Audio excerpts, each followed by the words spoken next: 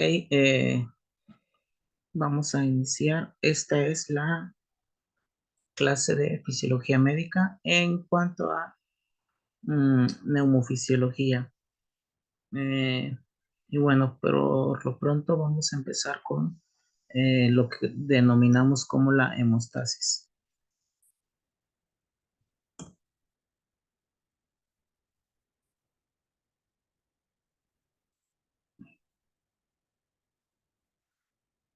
Ok, la fisiología respiratoria se compone de dos pulmones y de las vías de comunicación al exterior, que es la nariz y la boca.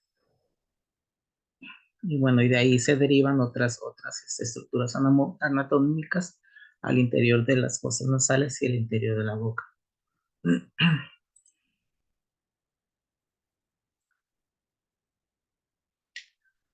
Las funciones de la fisiología respiratoria, una de las funciones principales, que es la conducción del aire, la filtración del aire, el intercambio de gases, que va a formar parte de la función principal de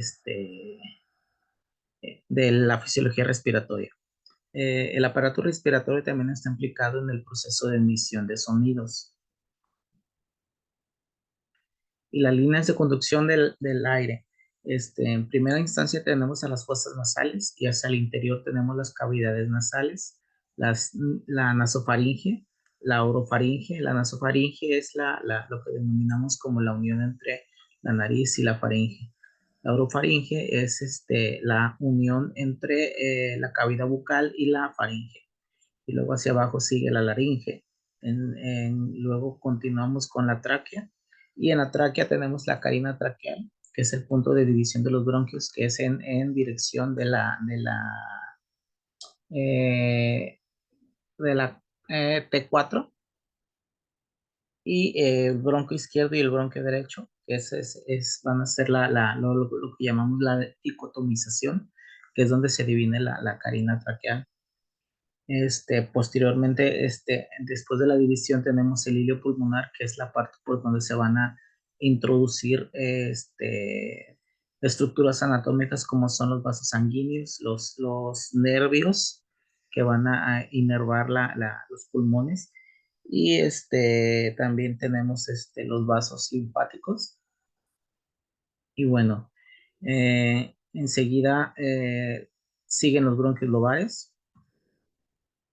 Y bueno, y aquí tenemos una gráfica de la división de los pulmones, que primero es el pulmón derecho, luego es el pulmón izquierdo, y el pulmón derecho se divide en superior, medio e inferior. Y el pulmón izquierdo, un lóbulo superior, lóbulo medio y lóbulo inferior. Bueno, más bien aquí tengo un error. El pulmón izquierdo nada más se divide en lóbulo superior y lóbulo inferior. El lóbulo medio no, nada más tiene dos divisiones.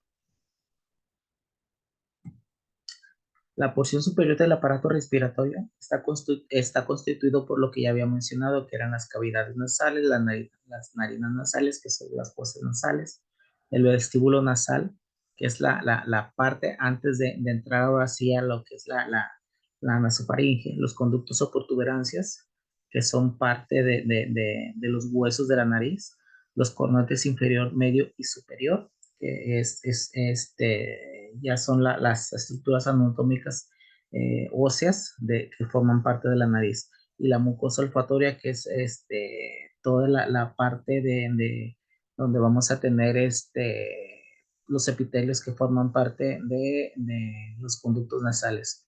La nasofaringe, la orofaringe y la laringe. La nasofaringe ya lo había mencionado, que era la unión de la nariz con la faringe. La orofaringe era la unión de la cavidad bucal con la faringe. Y luego sigue la laringe.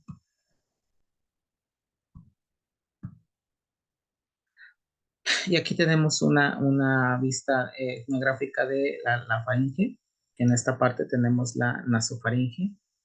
Aquí está la cavidad nasal, aquí está la faringe, la parte de atrás. Aquí está la orofaringe, aquí está la cavidad bucal. y luego sigue la laringofaringe. Posteriormente vamos a tener la división de cuando ya se va a dividir la laringe en lo que es la tráquea y lo que es el esófago, que ya sabemos que hacia el esófago va a ser hacia la estructura anatómica que va a llevar es un conducto que nos va a llevar hacia el estómago, y la tráquea esa es la que nos va a llevar hacia los pulmones. La porción inferior del aparato respiratorio pues es la parte donde ya estamos hablando de los pulmones, y empieza desde la laringe, la tráquea, los bronquios y los pulmones.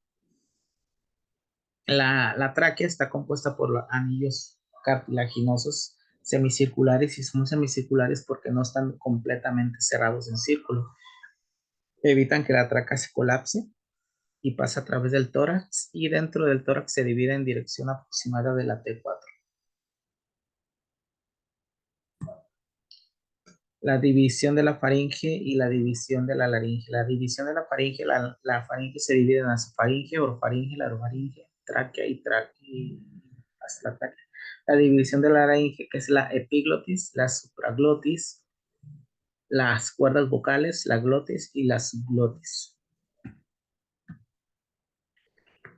La epiglotis es la estructura anatómica cartilaginosa que tiene la función de cerrar y abrirse como válvula para evitar que los alimentos se vayan a las vías aéreas y retomen su camino hacia el esófago. Y bueno, aquí viéndolo desde el bronquio izquierdo, la carina traqueal se va a dividir en bronquio derecho, bronquio izquierdo, en los bronquios lobares. Ya en cada bronquio se va a dividir en bronquios lobares, bronquios segmentarios, segmentos broncopulmonares, los bronquiolos terminales, los bronquiolos respiratorios, sacos alveolares y los alveolos. Posteriormente vamos a ir viendo cada uno. La división de los bronquios. Los bronquios se van a dicotomizar, que es una palabra que es un sinónimo de las divisiones, subdivisiones que se van realizando dentro de los pulmones. Aquí se menciona pues que la dicotomización empieza en la tráquea. Luego llega la carina traqueal, que es la primera división. Luego se divide en bronquio izquierdo, bronquio derecho, luego en los bronquios segmentarios. Y es donde inicia la dicotomización, que son 21 ramificaciones en total. 7 bronquios cartilaginosos, 14 bronquiolos, que su medida es menor de 1 milímetro. Los bronquiolos terminales, conductos alveolares, los sacos alveolares y los alveolos. Dicotomización alveolar. Aquí vemos una gráfica de cómo se van haciendo hasta que son las 23 dicotomizaciones.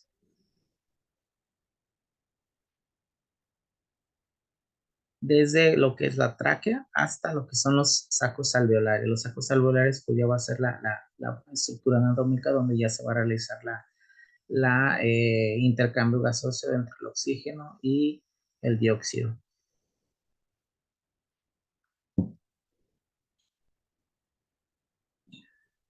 Y aquí tenemos otra vista de cómo se va dividiendo los bronquios. Cabe resaltar que conforme se va dividiendo y dividiendo poco a poco hasta llegar a los bronquiolos terminales, se va perdiendo el cartílago que está cubriendo a los bronquios. Hasta el final solamente son como pequeñas capitas que están cubriendo una parte solamente de los bronquiolos.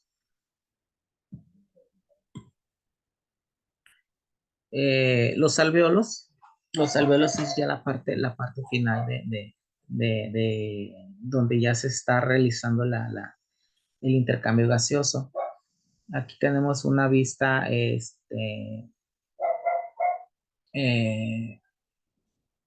de los alveolos. Están rellenos de neumocitos tipo 1 y tipo 2. En esta parte aquí está un bronquiolo terminal. Aquí están los bronquiolos respiratorios. Aquí ya se hace una división más, una dicotomización más.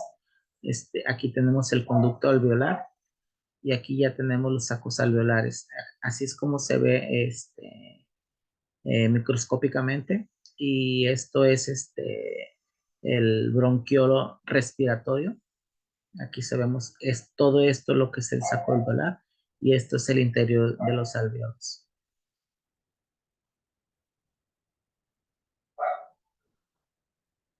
Y si podemos ver ahí,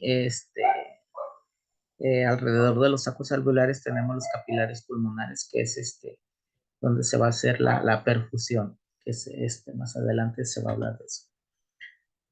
Mm, Vascularización alveolar, lo que mencionaba, que eh,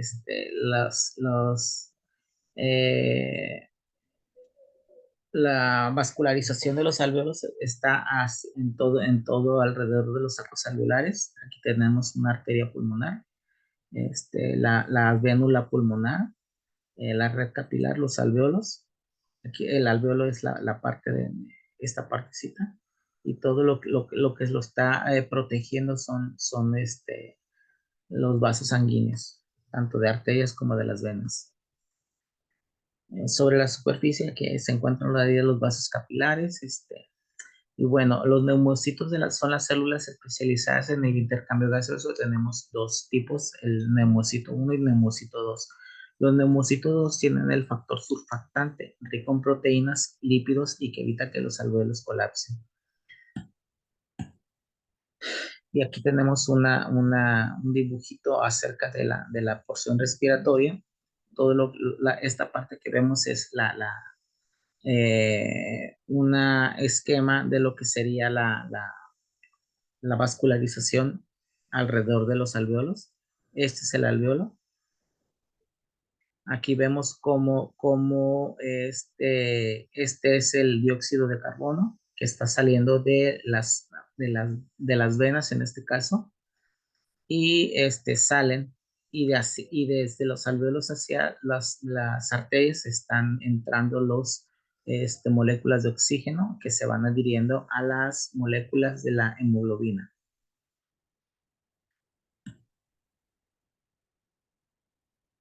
Y bueno, ya lo había mencionado, que es la parte donde se intercambia el oxígeno y el dióxido. Son los bronquiolos respiratorios, conductos alveolares, que son las paredes formadas por los alveolos. Los sacos alveolares, que son los racimos que son un conjunto de alveolos, y los alveolos, que es la forma unitaria de los sacos alveolares. Y es y parénquima, que es el lugar donde se está realizando el intercambio gaseoso. Y bueno, los alveolos son los espacios aéreos terminales del sistema respiratorio donde ocurre el intercambio. En cada pulmón hay de 150 a 250 millones de alveolos, generando una superficie de 75 metros cuadrados. Los neumocitos tenemos dos tipos, tipo 1 y tipo 2. Los neumocitos tipo 1 son el 40% del total de las células intraalveolares. Son aplanadas y largas, cubren el 95% del revestimiento alveolar, son incapaces de dividirse. Ellos no se dan como todas las demás células que se están reproduciendo unas sobre otras. Quien se encarga de la producción de los neumocitos tipo 1 son los neumocitos tipo 2. Y son células secretoras, cubren el 5% solamente del revestimiento alveolar, contienen fosfolípidos, lípidos neutros y proteínas. Y bueno, los neumocitos tipo 2 son los que sintetizan el neumocito tipo 1. Los tipo 2 son los que sacan de las células por exocitosis para formar el factor surfactante.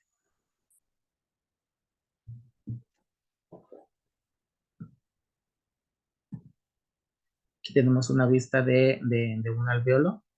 Esta parte es la parte donde se están entrando, es donde se está ventilando el alveolo, por donde entra el aire. Eh, el neumocito tipo 1 es esta parte, que está aquí. Hipofase acuosa, que es el agua que está dentro de los alveolos. Interfase aire-agua, el líquido surfactante, que son estos, y el neumocito tipo 2. Pero bueno, más para adelante lo veremos más. Hemostasis. Los pulmones contienen alvéolos que realizan el intercambio gaseoso de oxígeno y dióxido. Esto es lo que nosotros llamamos como hemostasis. Los tejidos continuamente eliminan dióxido y que se va a través de las venas cavas superior e inferior que llegan al corazón. Ventilación y respiración, ¿cuál es la diferencia? La ventilación es el simple flujo de entrada y salida de aire de la atmósfera y los alvéolos pulmonares. Eso es ventilación. Y respiración es en sí la que es la entrada de oxígeno y salida de dióxido, es el intercambio. Eso es lo que se llama respiración. Ventilación solamente es entrada y salida de aire entre la atmósfera y pulmones. Las pleuras de los pulmones, la pleura parietal es la membrana que recubre la cavidad torácica y a su vez contiene los pulmones. La pleura visceral, la membrana serosa adherida a los pulmones. Es la parte más interna de los pulmones. La cavidad pleural es un espacio virtual entre la pleura parietal y la pleura visceral.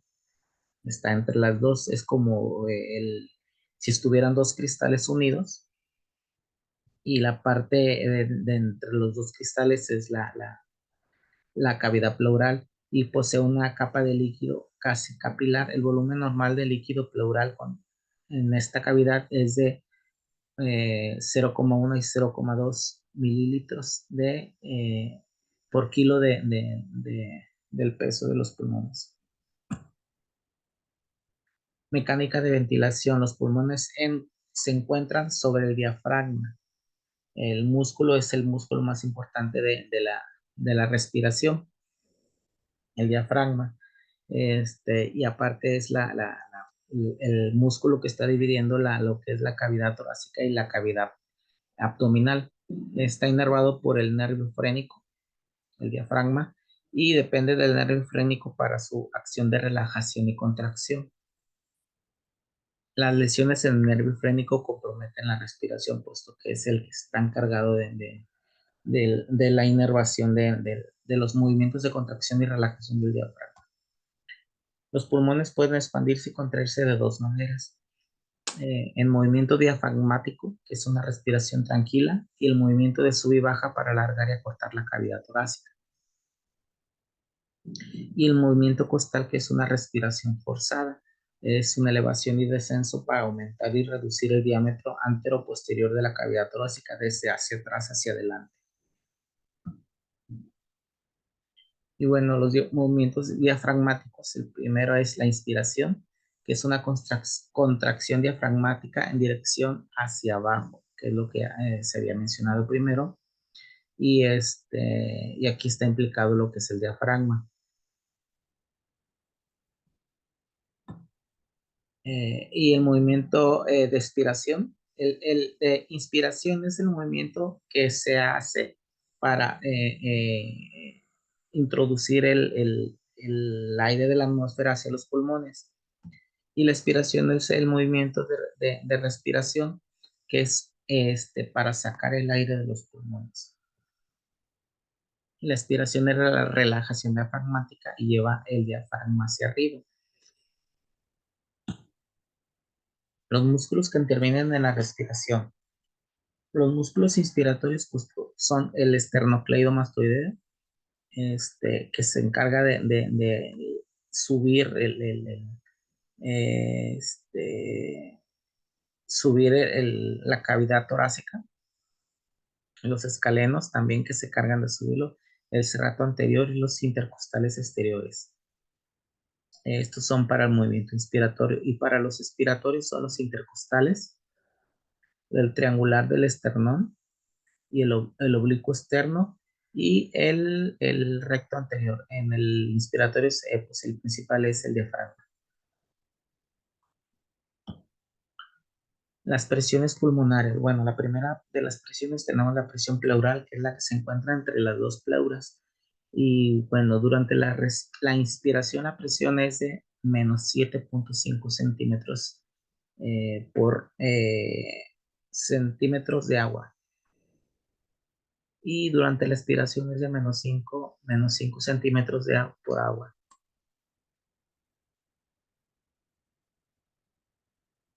La presión alveolar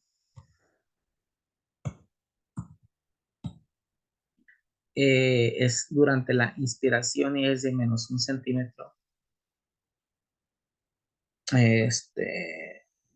por agua, y durante la inspiración es de +1 centímetro por agua.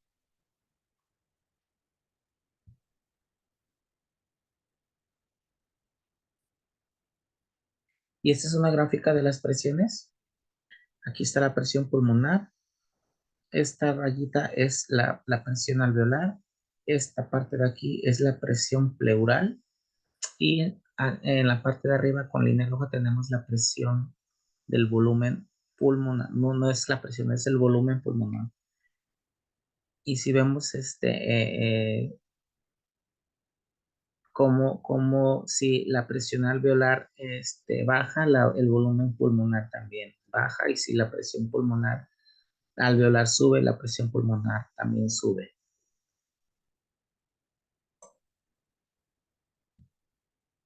La presión transpulmonar es la diferencia entre presión alveolar y pleural, que es esta. Está entre las dos. Es la medida de fuerzas elásticas pulmonares que tienden al colapso durante la respiración. La compliancia pulmonar es la vista en sí, es la distensibilidad, aquí tengo un error, es la distensibilidad determinada por su cambio de volumen de presión. La distensibilidad, a su vez, es la propiedad que permite el alargamiento o distensión de una estructura. La distensibilidad está determinada por las fuerzas elásticas de los pulmones, que es las fuerzas propias del tejido pulmonar y las fuerzas propias de la tensión superficial. La tensión superficial se refiere a la tensión que hay entre las moléculas de agua que hay dentro de los alveolos. Y bueno, ahorita lo voy a explicar. Las fuerzas propias del tejido pulmonar, pues son las propias que están determinadas, las fuerzas del tejido pulmonar que están determinadas por las fibras de elastina y las fibras de colágeno, que son las que le van a dar la estructura a los pulmones, que van a ayudarle a darle a la forma. Y la tensión superficial es la fuerza que hay entre las moléculas de agua, que se están tratando de contraerse,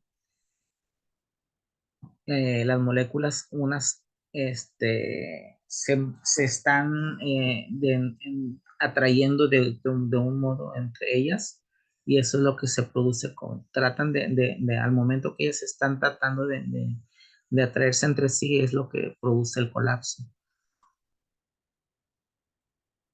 Y aquí es donde entra el factor surfactante, que va a ser la fuerza que va a no permitir que se produzca este colapso de los pulmones por la fuerza, la de tensión superficial. El factor surfactante es el agente activo de superficie en agua que reduce la tensión superficial. Es secretado por neumocitos tipo 2 y que constituye el 10% del área superficial alveolar. El líquido surfactante está formado por fosfolípidos y por proteínas, que son llamadas apoproteínas del surfactante, iones de calcio, el radio alveolar y tensión superficial. La tensión superficial de los alveolos depende inversamente del radio de los alveolos, esto es, a mayor tensión superficial, menor radio en los alveolos, que esto es igual a colapso. La telectasia es la obstrucción de los alveolos, y ese es lo que es el colapso alveolar. El colapso alveolar, pues es el hecho de que los alveolos estén comprimiendo unos sobre otros. Los volúmenes pulmonares. El volumen corriente es el volumen que respiramos de forma involuntaria mientras expiramos e inspiramos y es igual a 500 mililitros. Ese es el volumen entre expiración e inspiración. El volumen de reserva inspiratoria, cuando respiramos lo máximo que podemos, es igual a 3000 mililitros. Es lo más como un esfuerzo máximo en el momento en que jalamos aire y respiramos. Y el volumen de reserva respiratoria es cuando expiramos lo máximo y que podemos igualar, puede ser igual a 1100 mililitros. El volumen residual es el volumen de oxígeno o de gases que nosotros dejamos después de que expiramos. Los pulmones nunca se quedan completamente vacíos, siempre se queda una reserva al final de la expiración y es de 1200 mililitros. Las capacidades pulmonares es la unión de los volúmenes, ya sea corriente, de reserva expiratoria, inspiratoria y residual. La capacidad inspiratoria es el volumen corriente más el volumen de reserva inspiratoria, lo que se queda al final de la expiración, y es de 3500 mililitros. Es lo que una persona normal puede inspirar, normalmente sin ningún esfuerzo. La capacidad residual funcional es el volumen de reserva expiratoria más el volumen de residual. Y es la capacidad que una persona para poder expirar en totalidad. Capacidades pulmonares, la capacidad vital es el volumen de reserva inspiratoria más el volumen corriente, que es el volumen que nosotros expiramos y respiramos, y el volumen de reserva expiratoria, que es el volumen que nosotros podemos expirar normalmente. Y en total son 4600 mililitros. La capacidad residual funcional es la capacidad vital, que ya habíamos dicho anteriormente, que es la de 4600 mililitros, más el volumen residual, que es de 1200 mililitros, que en total la capacidad residual funcional es de 5800 mililitros. El volumen respiratorio por minuto. El volumen respiratorio por minuto es la cantidad de aire nuevo que se mete en las vías respiratorias en cada minuto. Y bueno, la frecuencia respiratoria es de 12 por minuto,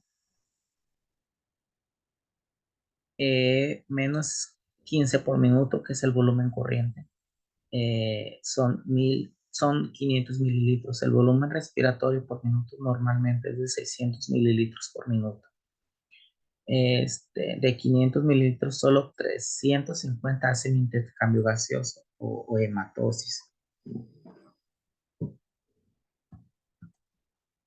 Y bueno, aquí tenemos una gráfica de las capacidades y los volúmenes respiratorios. Aquí tenemos el volumen inspiratorio de reserva. Aquí tenemos el volumen corriente. Aquí tenemos el volumen expiratorio de reserva, el volumen residual. Esta es la expiración. La capacidad respiratoria, inspiratoria, que es el volumen inspiratorio de reserva más el volumen corriente. La capacidad residual funcional, que es el volumen de reserva, expiratorio de reserva más el volumen residual. La capacidad vital, que es el volumen inspiratorio de reserva más el volumen corriente más el volumen de inspiratorio de reserva. Aquí tenemos la capacidad vital y la capacidad pulmonar, que es el volumen inspiratorio de reserva, el volumen corriente, el volumen expiratorio de reserva, más el volumen residual. El espacio muerto anatómico es lo que nosotros denominamos como el espacio donde circula el aire que respiramos y no hace intercambio de oxígeno y dióxido de carbono, que es desde la tráquea hasta lo que son, se podría decir, antes de entrar a los bronquios terminales. constituye la nariz, la boca, la faringe, la laringe, la tráquea, los bronquios, bronquiolos y bronquiolos terminales. Que en ese espacio tenemos alrededor de 150 mililitros de gas que no se está haciendo intercambio. La frecuencia de ventilación alveolar, este, el volumen respiratorio por minuto normal es igual a 6 litros por minuto o 6.000 mililitros por minuto. El volumen corriente, que son 500 mililitros, menos el espacio muerto fisiológico, que es de 150 mililitros, es un total de 350 mililitros. 350 mililitros por la frecuencia respiratoria, que es de 12, son 4.200 mililitros por minuto. Esto es la ventilación alveolar en total.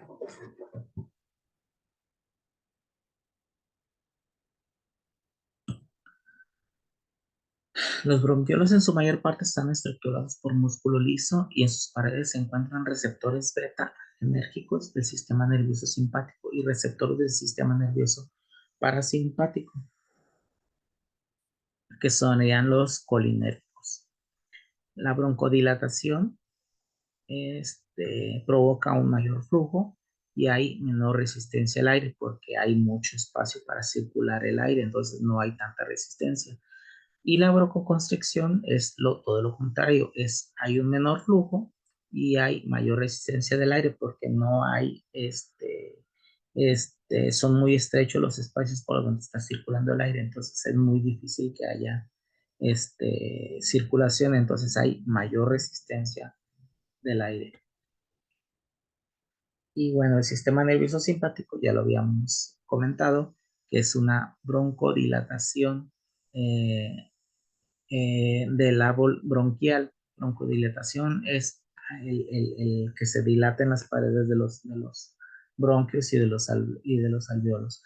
Y por parte de los neurotransmisores, están implicados la adrenalina, la noradrenalina, y se les llama agonistas porque estimulan la dilatación del árbol bronquial. Y se les llama adrenérgicos, como el salbutamol. Cualquiera de estas hormonas va a producir la broncodilatación de las paredes del árbol bronquial, tanto la adrenalina como la noradrenalina. Y los receptores, pues, son los receptores beta adrenérgicos. El sistema nervioso parasimpático, este, que son los encargados de hacer la broncoconstricción del árbol bronquial. Es el haz el, las paredes se contraen y no dejan que haya tanto paso no haya tanta circulación de los gases por medio de sus por parte de su luz. Se le llama luz a la parte interior donde está circulando el aire. En este caso, pues en los vasos sanguíneos, la luz es por donde circula la sangre, en este caso es por donde circula el aire.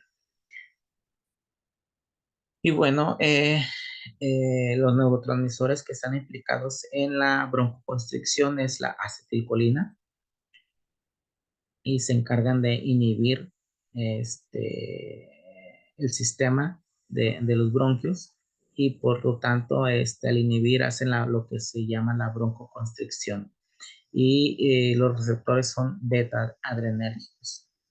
Cualquiera de estas sustancias va a producir la broncoconstricción de las paredes del árbol bronquial. Limpieza de las vías aéreas. El epitelio de los bronquiolos son cilíndricos y son ciliados. Ciliados son como algo, tipo de vellosidades que se encuentran dentro de las mucosas de los bronquios, de los bronquiolos. El epitelio es pseudoestratificado, y el movimiento hacia atrás y hacia adelante y hacia arriba y hacia abajo de los cilios para moverlo, remover o o hacer que se circule los patógenos o las bacterias que se encuentran en las vías aéreas que están de algún modo haciendo que haya algún tipo de obstrucción o que estén haciendo algún reflejo de tantos, ya sea de tos o un reflejo de estornudo. Los cilios y moco transportan sustancias atrapadas hacia el exterior del organismo por medio de la orofaringe. Y la tos es porque hay algo en las vías aéreas inferiores que el sistema lo detecta y por lo mismo se hace el reflejo de la tos para poder expulsar. Y el estornudo es en las vías aéreas superiores. Ambas reacciones se dan a causa de la irritación de las vías aéreas correspondientes y forman parte de la protección. Es como un reflejo del sistema respiratorio. La unidad respiratoria de los alvéolos, ya habíamos dicho, del sistema respiratorio, la unidad respiratoria son los alvéolos. Y bueno, de otro nombre que se desconoce son acinos, y otros son los lobulillos respiratorios, y es el espacio anatómico donde ocurre el intercambio gaseoso. La difusión es el paso de una membrana a través de una membrana de permeabilidad selectiva desde un medio de mayor concentración a uno de menor concentración. Es lo que llamamos el intercambio por medio de difusión, vamos, y es por medio del gradiente de concentración que se va desde donde hay más concentración hacia donde hay menos concentración, tratando de hacer un equilibrio. La difusión de los gases se da a través del movimiento aleatorio de las partículas, como ya lo había dicho, obedeciendo el gradiente de concentración. Y bueno, en este punto vamos a hablar de las presiones parciales, que es la velocidad de difusión. La velocidad de difusión es proporcional a la presión que genera ese gas solo.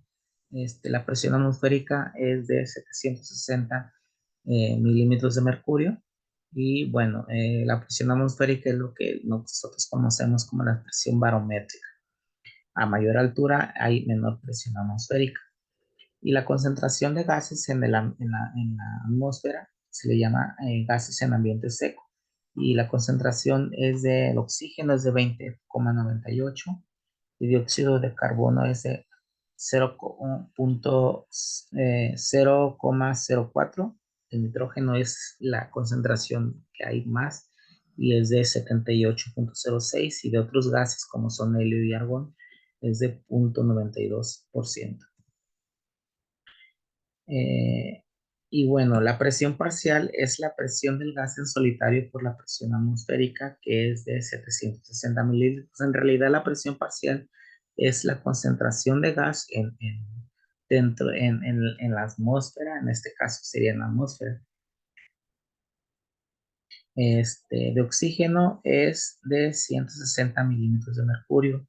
De nitrógeno es de 600 milímetros de mercurio, de dióxido es de 0,3 milímetros de mercurio y de agua a temperatura corporal es de 37 grados centígrados y es de 47 milímetros de mercurio. El equilibrio ventilación-perfusión alveolar. La ventilación total es la cantidad de aire que expulsan los pulmones por unidad de tiempo. La ventilación corriente por frecuencia respiratoria, la ventilación corriente son 500 mililitros y por la frecuencia respiratoria, que son 12 respiraciones por minuto, que nos da un total de 6 litros o 600 mililitros. Eso es lo que es la ventilación total. La ventilación alveolar es la cantidad de aire fresco que llega realmente a los pulmones menos la cantidad de aire viciado que expulsamos en cada respiración. La ventilación alveolar es el volumen corriente menos el volumen de espacio muerto. El volumen corriente ya sabemos que es de 500 mililitros y el espacio muerto son 150 mililitros. Entonces sería 350 mililitros por la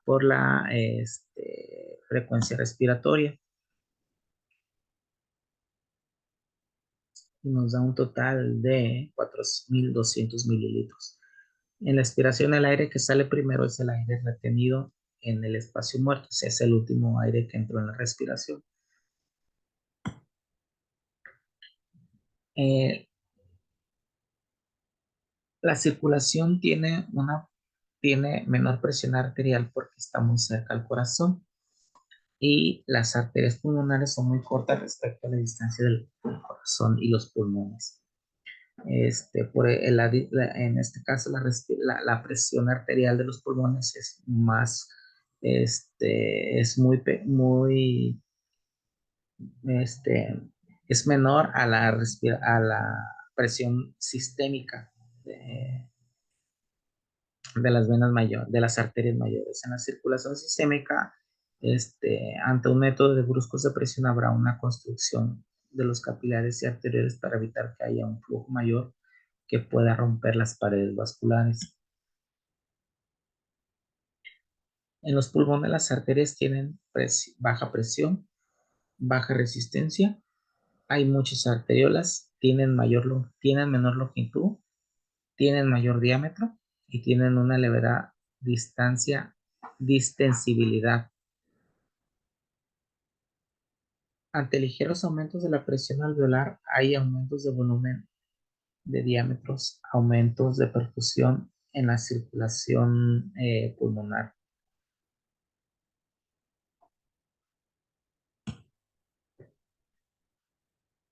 Otra manera de regular la constricción y la dilatación de las arteriolas pulmonares es en función de la composición de los gases.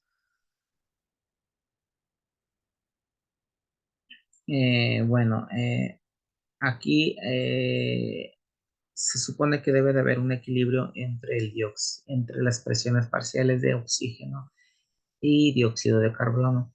Eh, En los alveolos aumentará el diámetro de las arteriolas pulmonares, o sea, va a aumentar la perfusión. Y a menor, aquí se dice que es a mayor concentración de oxígeno, va a haber menor concentración de dióxido. Y en la parte de abajo, a menor concentración de oxígeno, va a haber mayor concentración de dióxido. Y se dará una vasoconstricción para disminuir la perfusión, para no llevar sangre deficiente de oxígeno a los órganos. La perfusión se refiere al intercambio de los gases entre los alveolos y las arterias. La ley de Dalton nos dice que la presión total de una mezcla de gases corresponde a la sumatoria de las presiones parciales de cada uno.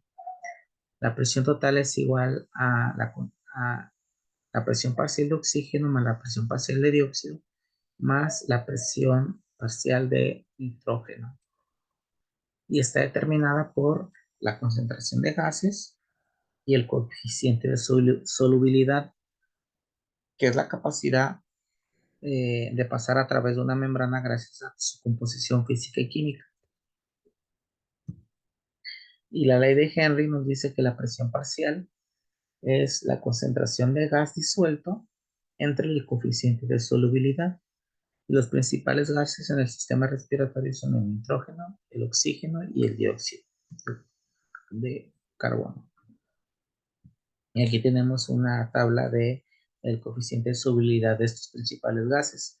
El oxígeno es 0.024, el dióxido 0.57, de monóxido de carbono 0.018, de nitrógeno 0.012 y el helio 0.008. Y aquí vemos que el dióxido es 20 veces más soluble que el oxígeno. y el oxígeno a su vez es más soluble que el monóxido de carbono. Y la difusión es más que nada el intercambio de oxígeno por dióxido y se da en base al gradiente de concentración, nada más. No se utiliza energía, no hay utilización de ATP. Y es de donde hay más concentración a donde hay menos concentración.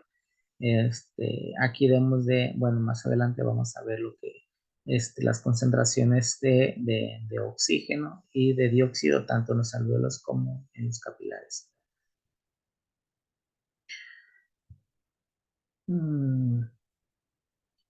La velocidad neta de difusión depende de varios factores, de la solubilidad del gas en el líquido, del área transversal del líquido, de la distancia por el cual debe difundir, eh, del peso molecular del gas y de la temperatura del líquido. El coeficiente de difusión, el oxígeno es de 1, del dióxido es de 20.3, del monóxido 0.81, del nitrógeno 0.53, el helio 0.95. El dióxido de carbono es 20 veces más soluble que el oxígeno y el área transversal de solubilidad y distancia del peso molecular y la temperatura.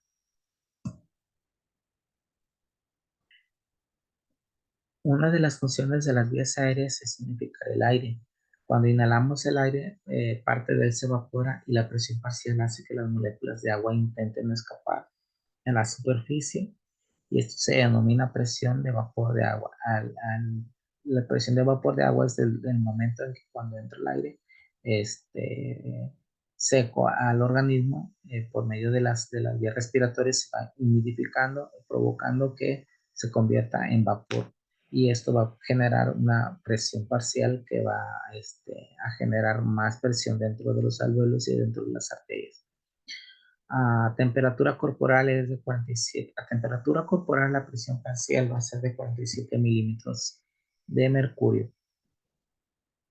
A mayor temperatura, mayor presión, y a menor temperatura, menor presión.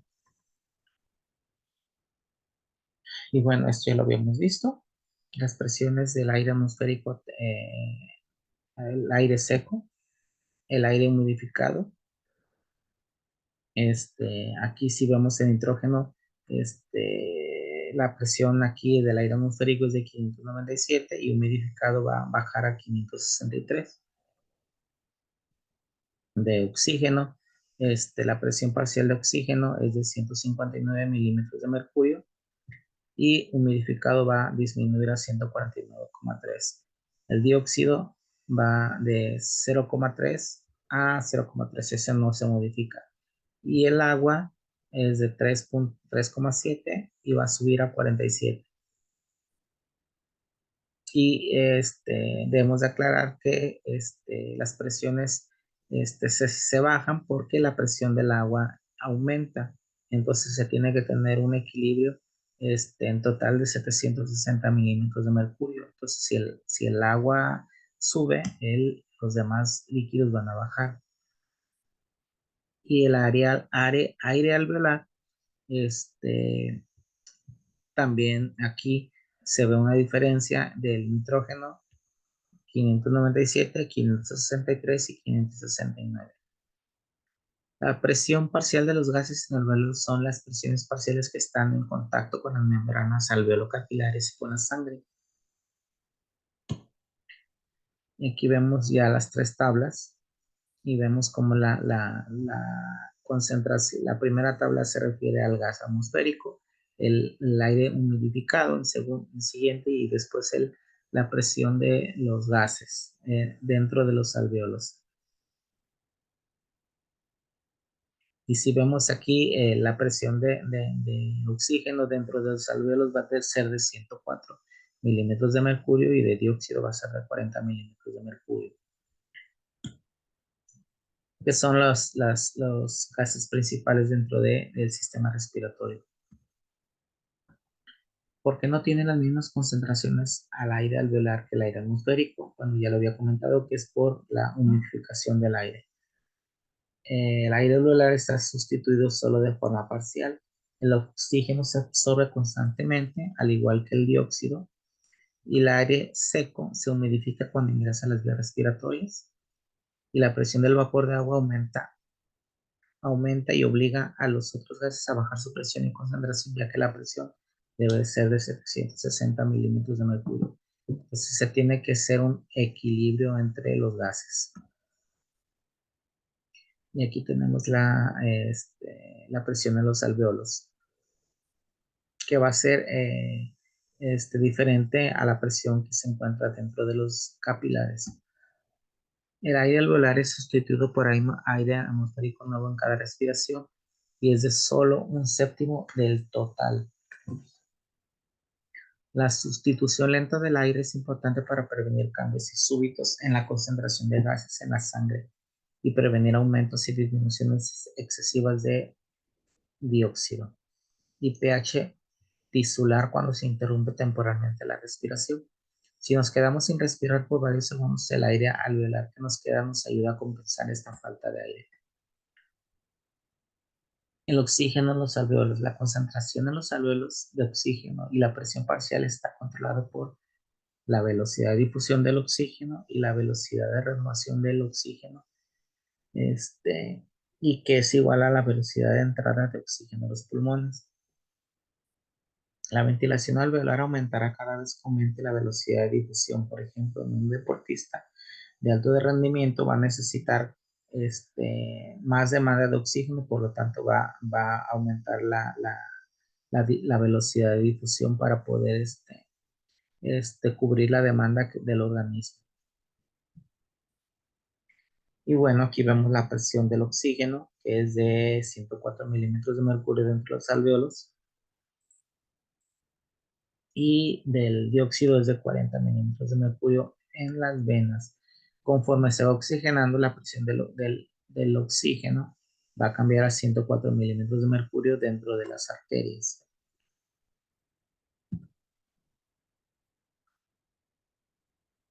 Y del dióxido de carbono es la presión parcial o concentración de dióxido de carbono, que va a aumentar en proporción directa a la velocidad de excreción del dióxido de carbono.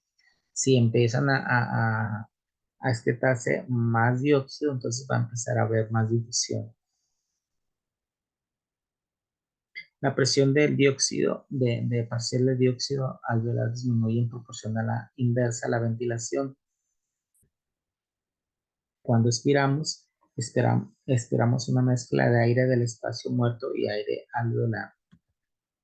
Aquí tenemos la presión parcial del dióxido de carbono. En los alveolos es de 40 milímetros de mercurio y en las venas es de 45 milímetros de mercurio. Y, y cuando anda este gas se encuentra dentro de las arterias es de 40 milímetros de mercurio.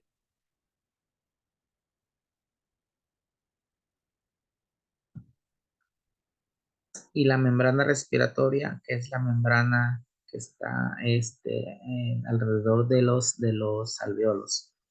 La membrana alveolar tiene un grosor de 0,6 nanómetros y cuenta con 6 capas, las cuales tienen que atravesar los gases. Y bueno, uno es el líquido surfactante que es el que se encuentra entre la pleura visceral y la pleura, este, eh, a ver, es el que se encuentra en la cavidad pleural. El epitelio alveolar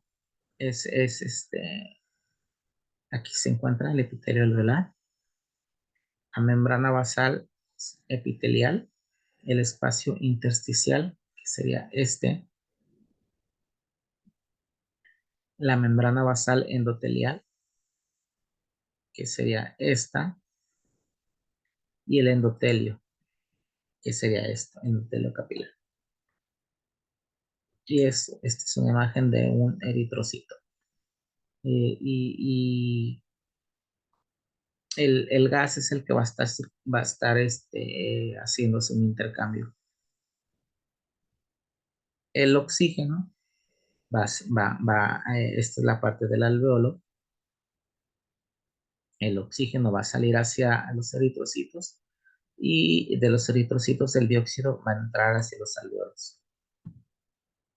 La capacidad de difusión, este, el del oxígeno es de 21 mililitros por minuto, el dióxido es de 400 a 500 mililitros por minuto. Aquí vemos que la capacidad de difusión es, y como ya se había mencionado antes, el dióxido es 20 veces más difundible que el oxígeno.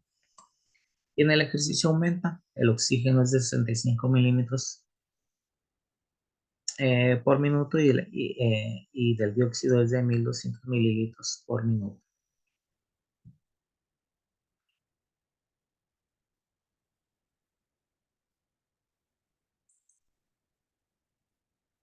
Factores que influyen en la velocidad de difusión es el grosor de la membrana y que la velocidad de difusión es inversamente proporcional al grosor de la membrana. A mayor aumento va a ser más lenta la difusión. En este caso estamos hablando de un edema. Si en el edema la membrana se va a hacer más gruesa y va a hacer que no sea tan fácil.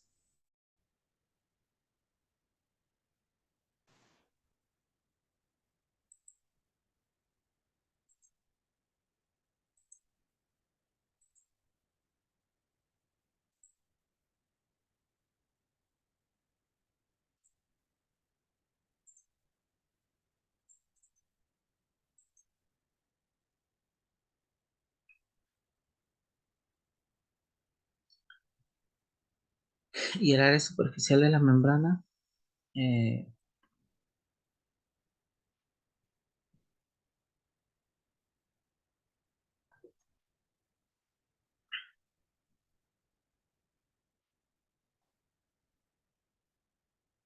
el área superficial de la membrana es la parte donde se está haciendo el intercambio o difusión de los gases. Y en esta imagen vemos que en la parte A tenemos una menor área superficial de difusión. Estamos hablando de un área donde tenemos enfisema y no hay tanta velocidad. Entonces, y en esta B hay mayor velocidad y es un espacio normal de difusión.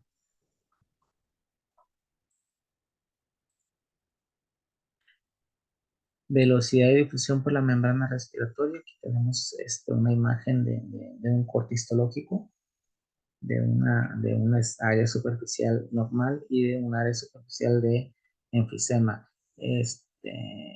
Y bueno, aquí es donde se dice que en el enfisema los tabiques alveolares están destruidos y por eso no hay tanta área superficial para hacer la difusión de los gases.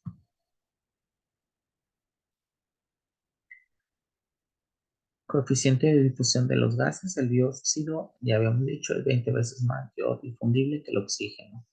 El oxígeno es mayor difundible que el monóxido de carbono. La diferencia de presión parcial es la diferencia de presión entre el gas que hay en los alveolos y el gas en la sangre. Cuando la presión parcial es mayor en el alveolo, la difusión neta será hacia los capilares. Y cuando la presión parcial es mayor en los capilares, la difusión neta será hacia los alveolos. Es estamos hablando de acerca de difusión en base al gradiente de concentración de los gases. Aquí tenemos una gráfica de la ventilación.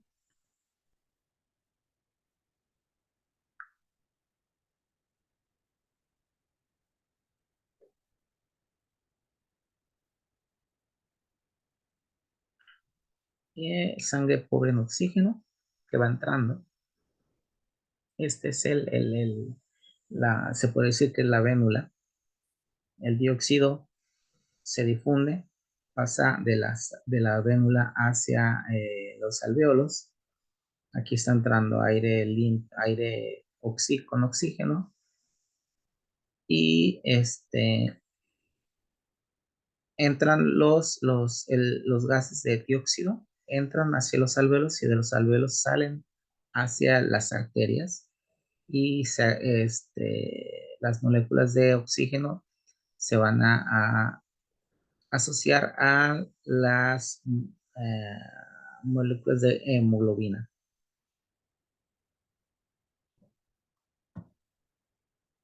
Factores que determinan la presión parcial de oxígeno y de dióxido en los alvéolos, la velocidad de la ventilación alveolar, que es la ventilación, y la transferencia de dióxido y oxígeno a través de la membrana respiratoria, que es la perfusión, o sea, el intercambio gaseoso.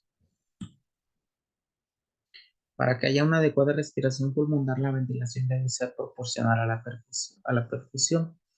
La ventilación depende del aire que entra a los pulmones y la perfusión depende del aire gaseoso del intercambio gaseoso entre oxígeno y de dióxido.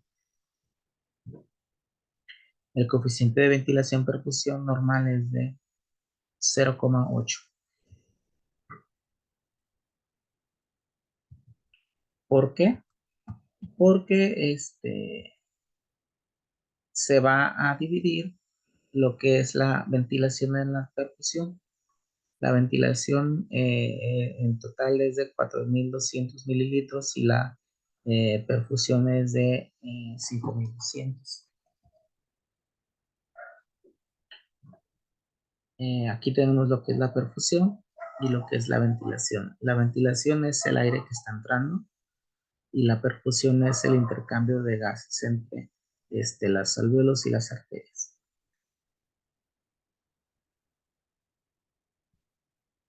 Y bueno, aquí está el coeficiente de ventilación-perfusión. Ventilación alveolar, que es de 4.200 mililitros por minuto, y la perfusión, que es el flujo sanguíneo pulmonar de 5.200 mililitros por minuto. La división entre 4.200 y 5.200 da un total de 0.08. Ese es el coeficiente de ventilación-perfusión. Aquí tenemos una gráfica que conforme va bajando la perfusión, va a haber una menor ventilación o perfusión. Aquí de lo que se está hablando es de la región anatómica de los pulmones. Esta es la base, este es el vértice. Y la proporción del coeficiente de ventilación, que es esto, y la ventilación en perfusión, que es esto. Y bueno, se habla de que en la base hay mayor eh,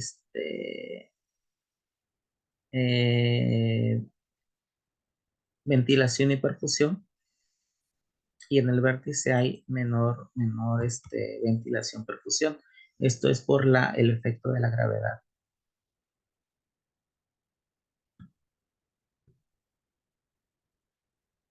Y es en base a los pulmones con respecto al corazón. En la parte de arriba de los pulmones hay mayor presión alveolar y, y menor presión de,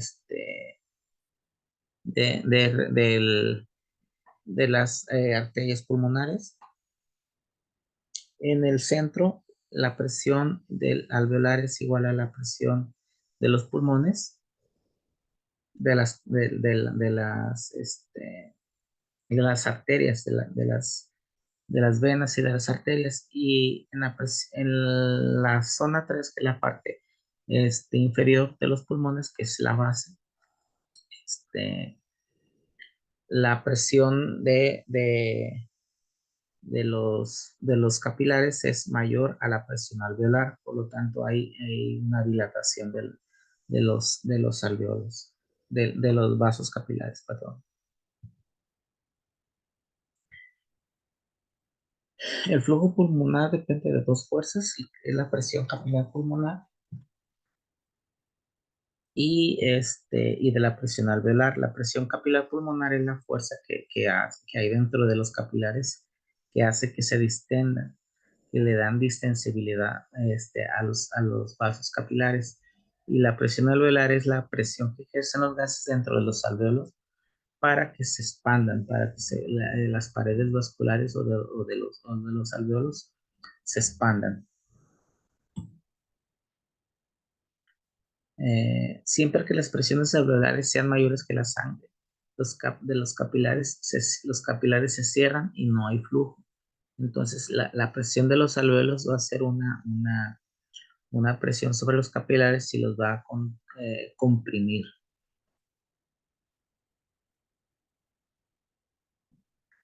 Y en esta gráfica que ya la habíamos visto anteriormente, aquí hay en la parte de los vértices, hay mayor presión alveolar y menor presión de los capilares.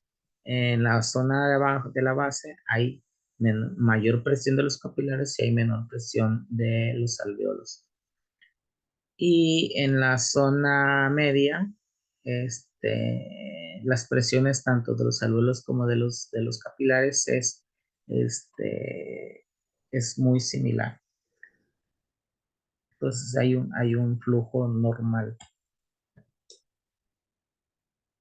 Y bueno, esta es el coeficiente de ventilación en la parte del vértice es de 3, en la parte central es de 0.8 y en la parte de la base es de 0.6. El espacio muerto es, hay tres tipos de espacios muertos, que es el anatómico, el alveolar y el fisiológico. Y habíamos dicho que el espacio muerto es el espacio donde no se está haciendo un intercambio gaseoso. El anatómico tiene un total de 150 mililitros, el alveolar es de 0 mililitros porque no se supone que no debe de haber espacio muerto dentro de los alveolos, siempre hay intercambio, entonces está en cero. Y el espacio fisiológico muerto es en total es una suma de los dos, del anatómico y alveolar, y es de 150 mililitros. Alteraciones del coeficiente de ventilación perfusión. Son estos cuatro, que es el Schumann alveolar, que es un coeficiente de ventilación igual a cero. El, el coeficiente de ventilación perfusión mayor a cero, pero menor a 0.08. Es un coeficiente disminuido porque no está dentro del normal, que es el 0.08, es menos, pero mayor que cero, o sea, no hay un coeficiente de ventilación perfusión, pero no está dentro del normal. Y el infinito, ventilación perfusión infinito, y el ventilación perfusión mayor a 0.8, que está aumentado, pero menor al infinito, o sea, sí está aumentado, pero no tanto. El ventilación perfusión igual a cero, que es el denominado Schumann alveolar, es, es cuando el alveolo no está ventilado, pero hay perfusión, o sea, si hay intercambio de dióxido y oxígeno entre el alveolo y los capilares, pero no hay ventilación, no hay respiración de parte de entre el organismo y el espacio atmosférico. Hay menor ventilación, entonces hay menor coeficiente de ventilación-perfusión. La sangre desoxigenada se irá a mezclar con la sangre arterial oxigenada. O sea, como no hay ventilación, no está llegando oxígeno al organismo y por lo tanto el dióxido que está entrando a los alveolos está regresando a la sangre arterial, tal cual como entra. Y aquí tenemos una gráfica del chino alveolar. Hay una obstrucción en la entrada de los alveolos, entonces no hay intercambio. Entonces el dióxido que está circulando en las vénulas va a pasar directamente a las arterias, así como en sangre, mezclándose con la sangre desoxigenada. El coeficiente de ventilación, aquí tenemos otra gráfica. Y aquí se supone que este es el coeficiente de ventilación perfusión normal.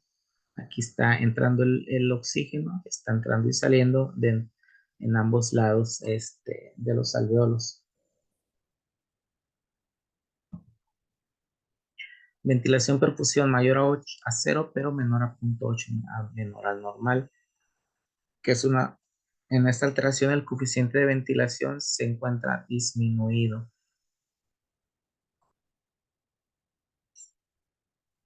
Y aquí tenemos otra gráfica de una ventilación perfusión normal.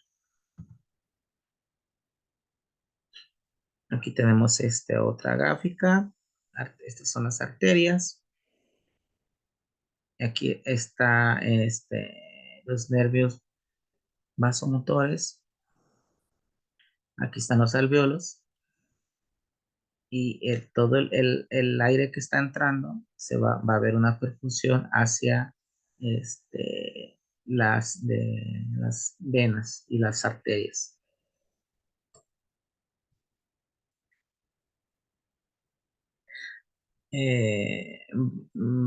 Coeficiente de ventilación igual a infinito. No hay perfusión y existe bloqueo capilar. El espacio muerto alveolar no tiene perfusión, pero sí hay ventilación. Sí se está ventilando, pero no hay perfusión. Entonces, en este caso, estamos hablando de que no hay este intercambio gaseoso entre los alveolos y entre las arterias y las venas.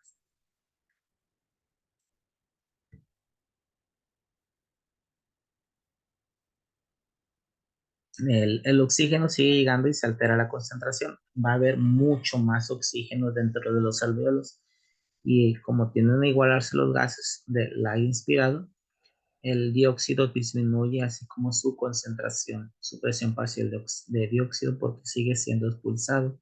Los capilares no mandan oxígeno a los alveolos. ¿Por qué? Porque no hay una obstrucción, no hay perfusión, hay espacio alveolar muerto.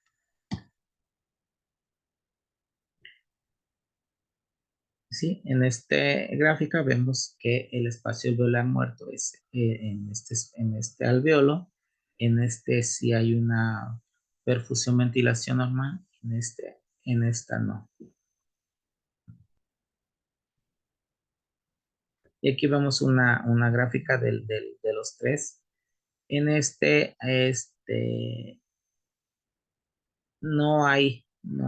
aquí hay una obstrucción de la ventilación alveolar.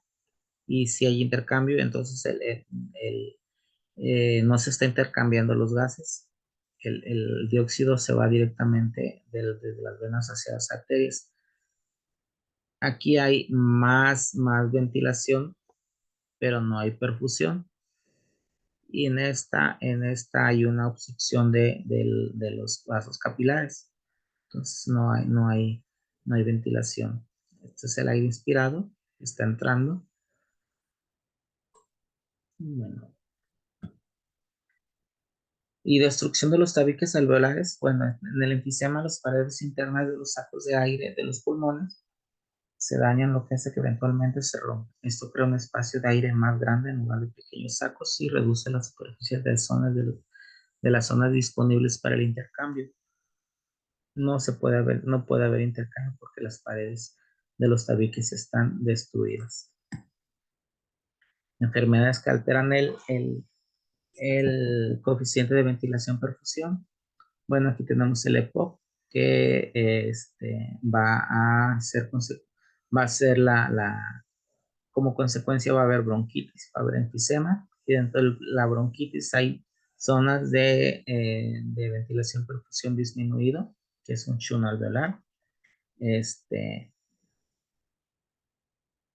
Y en el enfisema hay zonas de ventilación-perfusión aumentado, hay espacio muerto alveolar. Y en el EPOC hay dos cosas, hay destrucción de los tabiques pulmonares y hay destrucción de los capilares. Puede ser uno o el otro o ambos. Y bueno, la ventilación pulmonar ya la habíamos comentado, este es el coeficiente de ventilación perfusión. Y aquí están ya las dos las presiones parciales tanto del oxígeno como del dióxido.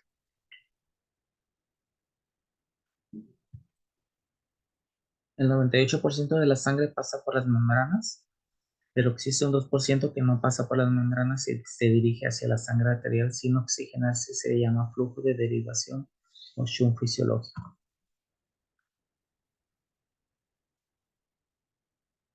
La sangre llega a los alvéolos a oxigenarse, tiene una presión parcial de 104 milímetros de mercurio y corresponde al 98%. Y el 2% corresponde a la circulación bronquial, que se mezcla en la circulación de la sangre ya oxigenada del 98 y su concentración parcial llega a 95 milímetros. Esto es dentro de las arterias. El dióxido se dirige al interior de la célula y su concentración dentro de ella varía de 5 a 40 milímetros de mercurio y su promedio es de 23 milímetros de mercurio.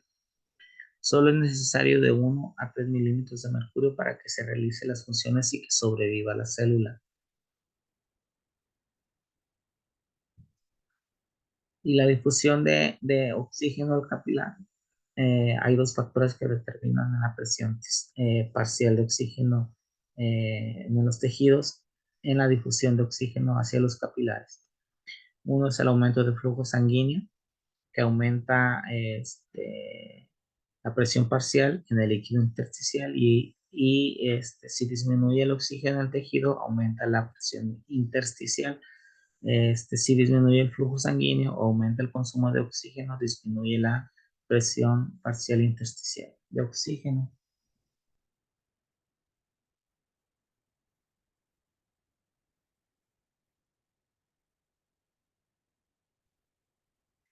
El dióxido se difunde 20 veces más que el oxígeno, eso ya lo habíamos visto.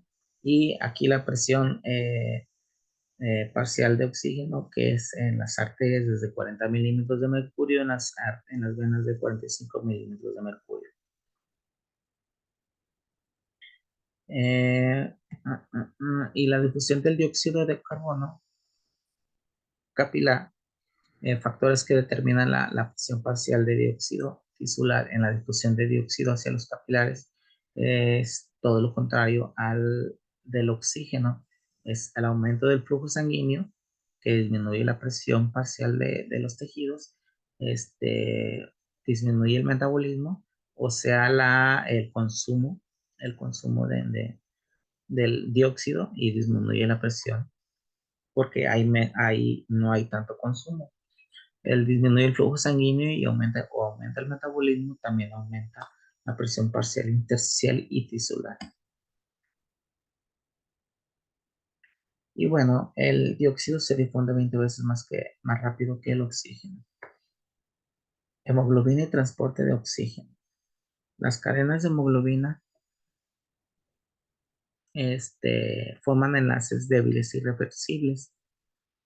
Son 4 moléculas de oxígeno y son 8 átomos de oxígeno. Entonces, las moléculas de la hemoglobina se van a unir a las 4 moléculas de oxígeno, pero son enlaces débiles, se pueden separar fácilmente. A eso se le llama la asociación o disociación de la hemoglobina con el oxígeno. Y el oxígeno tiene el 97% en los eritrocitos unidos a la hemoglobina, y el 3% del oxígeno está disuelto en el agua del plasma y de otras células sanguíneas. La mayor parte se encuentra dentro de unido a los eritrocitos. Y bueno, la disociación va a depender de varios factores. Aquí tenemos que este 97% es lo que dijimos que se encuentra dentro de los eritrocitos, este, y el 75% es en dentro, el 97% en las arterias, en los eritrocitos, el 75% en las vénulas o en las venas. Entonces, el intercambio solamente va a ser de 5 mililitros de, de, por cada 100 mililitros de oxígeno.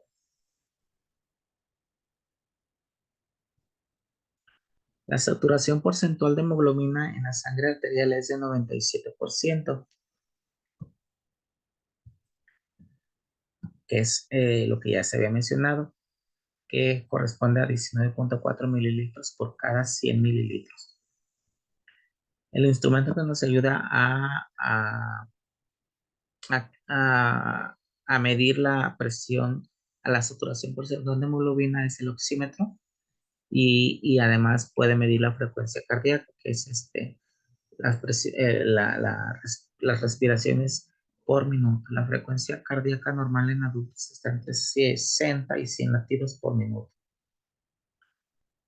Y bueno, hay que diferenciar lo que es la saturación porcentual de hemoglobina con la saturación parcial de oxígeno. La saturación porcentual de hemoglobina se refiere a la saturación de oxígeno en la hemoglobina, dentro de toda la saturación de oxígeno que está pegada en la hemoglobina. Y la presión parcial de oxígeno es la concentración de oxígeno, ya sea en los alvéolos o en los capilares. En este caso estamos hablando de los capilares, porque estamos hablando de que es el oxígeno que está asociado con la hemoglobina. Y la presión parcial de oxígeno es de 95 milímetros de mercurio en las arterias. Por cada 100 mililitros de sangre contiene 15 gramos de hemoglobina, y cada gramo de hemoglobina se puede unir a 1.34 mililitros de oxígeno. Entonces estamos hablando que eso es si fuera el 100%, pero solamente estamos hablando de que es un 97% el que se encuentra circulando en las arterias, en lo que son el oxígeno que se une a la hemoglobina. No es total, porque el otro 3% se encuentra en el plasma y en otras sustancias dentro de la sangre arterial. Entonces, de ese 97% lo multiplicamos por 14, y nos daría 14.4. Ok, a ver. Por cada 100 mililitros de sangre, dijimos que 15 gramos de hemoglobina, hay 15 gramos de hemoglobina, y cada gramo de hemoglobina se puede unir a 1.34. Pero como no estamos hablando de que son 100%, sino el 97%, entonces ese 97% lo vamos a multiplicar por 1.34 y nos va a dar un total de 19.4 mililitros.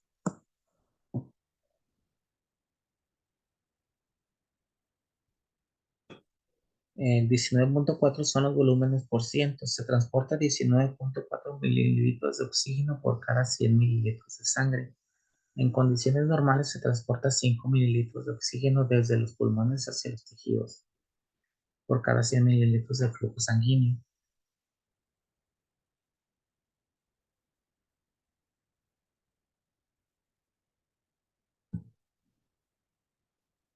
Coeficiente de utilización es el coeficiente, es eh,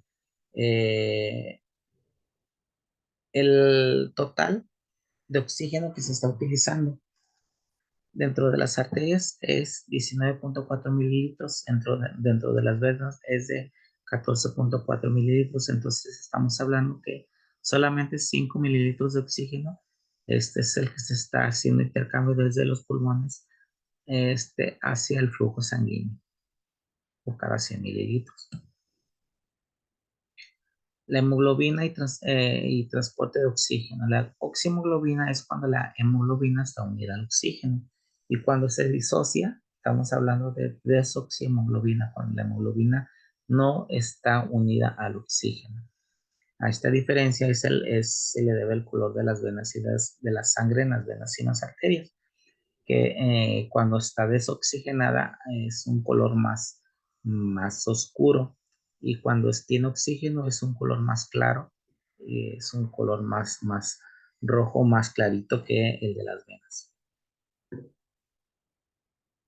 La presión parcial de oxígeno en la sangre disminuye a menos 60 milímetros de mercurio.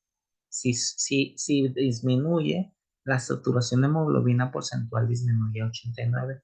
Esto es para hacer un equilibrio y proteger a la célula a los cambios de la presión parcial de oxígeno en la sangre o la concentración. Y bueno, la presión, los factores de disociación hacen que la curva de disociación se vaya hacia la izquierda o hacia la derecha.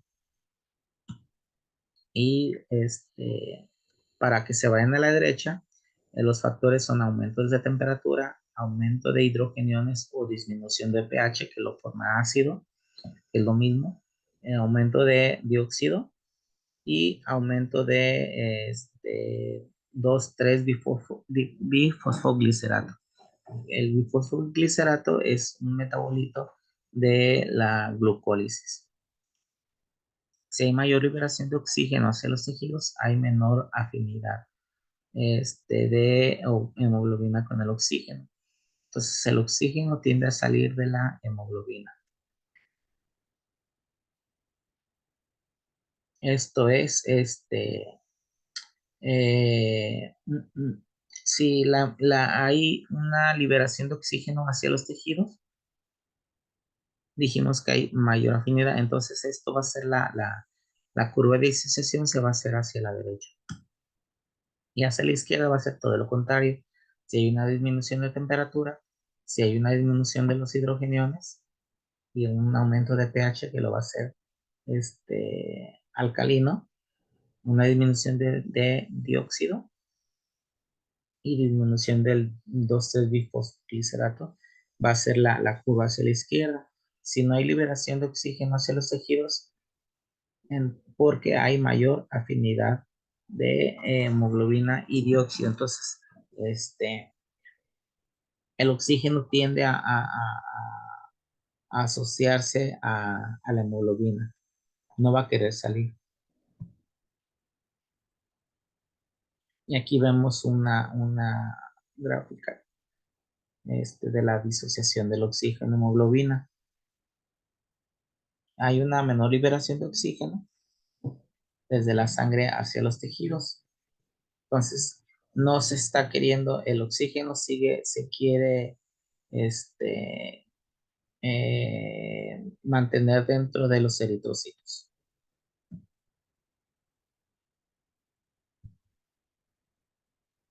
El uso del oxígeno por las células, si los valores disminuyen por debajo del nivel crítico, la utilización de oxígeno por las células está limitada por difusión y no por la concentración de ADP. El efecto Bohr, la célula libera dióxido hacia los capilares. El dióxido en los capilares se une al agua. Cuando se unen forman el ácido carbónico. El ácido carbónico libera hidrogeniones en la sangre. Al liberarse los hidrogeniones, aumenta y el CO2 en la sangre desplaza la curva a la derecha, provocando una menor afinidad de la hemoglobina con el dióxido, favoreciendo su liberación hacia los tejidos.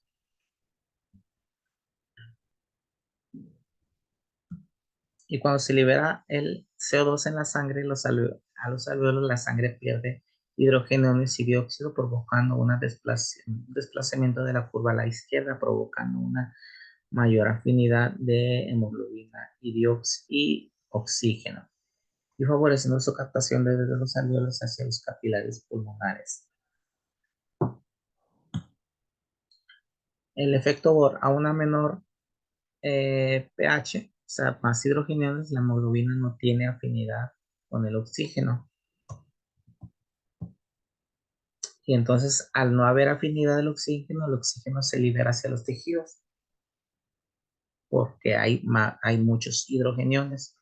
A un mayor pH, hay menos hidrogeniones, hay se forma más ácido, más alcalino, favorece la afinidad de la afinidad hemoglobina con oxígeno y hace que se haga una captación de oxígeno en los capilares pulmonares. Entonces, se libera oxígeno.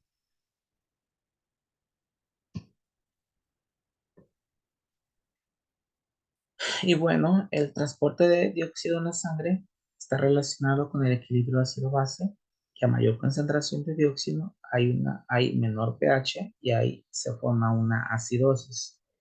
Y a menor dióxido hay mayor pH y hay una alcalosis.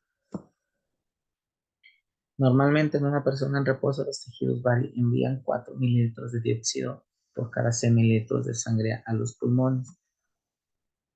El transporte se realiza de tres maneras. En forma de bicarbonato, que es el 70%, en forma de carbamino hemoglobina, 23%, y en estado disuelto, 7%. En forma de bicarbonato, el dióxido entra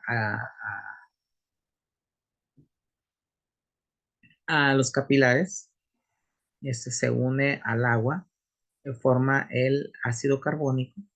El ácido carbónico se disocia en hidrógeno, hidrogeniones y bicarbonato. Esto proceso en la sangre arterial de los tejidos, el 70% se transforma de esta forma.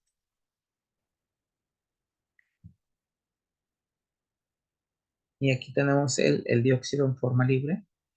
Esto es lo que se hablaba de en forma de carbamino hemoglobina.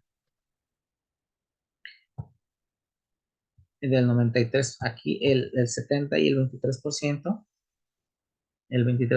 es de la carbamino hemoglobina, el 7% está disuelto en el plasma.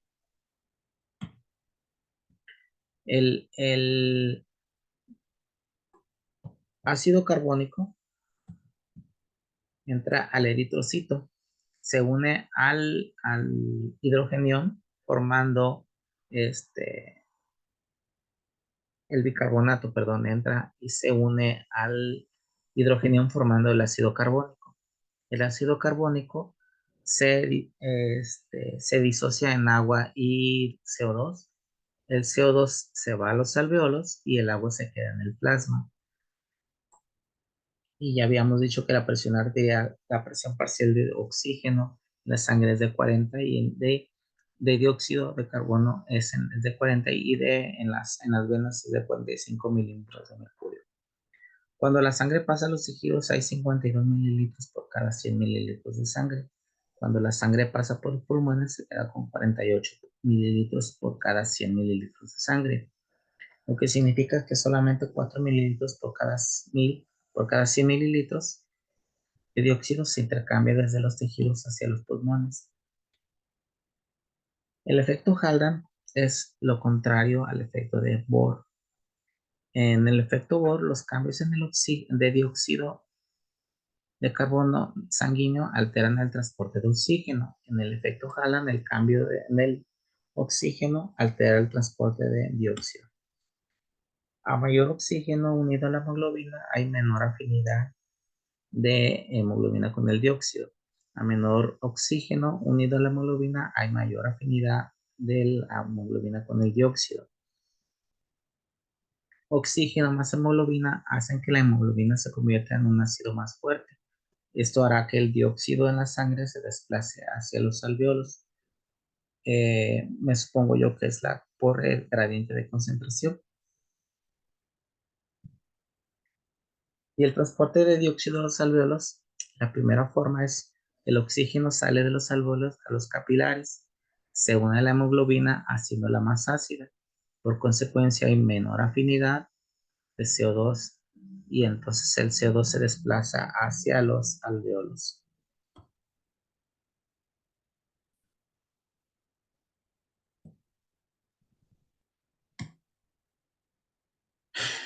Esta es la gráfica de esta primera forma. Hablamos de que el oxígeno entra a los alveolos, se une a la hemoglobina haciéndola más ácida, el oxígeno, Entonces, se forma más ácida y se forma ácido carbónico.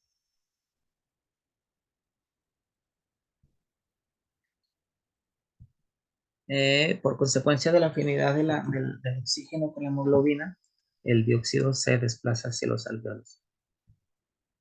En la segunda forma, el oxígeno se une a la hemoglobina, se liberan hidrogeniones, los hidrogeniones se unen al bicarbonato y se forma ácido carbónico.